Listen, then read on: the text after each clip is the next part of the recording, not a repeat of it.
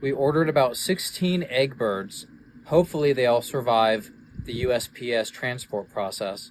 They're supposed to be here this week, and we have the 17-gallon tote. We're not going to put the lid on because that could suffocate the chickens. Instead, we're going to leave it open concept, and instead of a heat lamp, we have this heating plate with adjustable legs. You can control the heat, and as they get older, we can move this heating plate up higher and higher to reduce the temperature. I'm going to put wood shavings down at the bottom here, and then we have a bunch of mason jars set up for feed and water.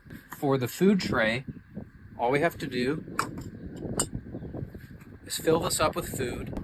But just to give you a visualization, the food falls down and then the chickens can peck through here. Alternatively, we have this, and I think if we had a much larger order, then we might need to use something like this. This would take up almost the entire tote. If we use this, we're probably not going to have room for that heating plate unless it would go over the food, which I think is against the standard practices. Similarly, we have mason jars going on to water. So we fill this up with water, flip it over. The water will barely trickle out of this little hole, filling this up, and it's not going to overflow.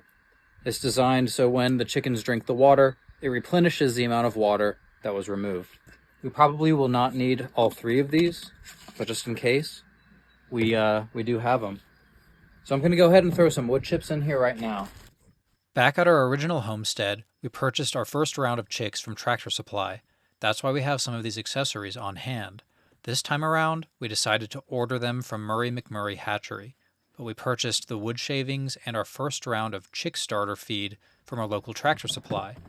Chick feed is a bit unique, but once these birds become adults, we plan to make our own chicken food.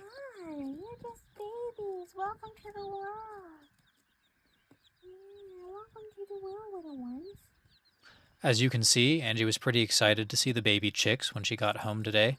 We're also excited to see how our toddler reacts to these new chicks once he gets home from school. Here's a close-up shot of the chicks, and now here's Cedar's first impressions. Well, that wraps up the video on how we prepared for our chicks. So if you haven't subscribed yet, go ahead and do so, and then you can find the full-length version of this video where we show you how we prepared our coop for the arrival of the chicks. I hope to see you back here next time on Kind Heart Homestead. Thanks for watching.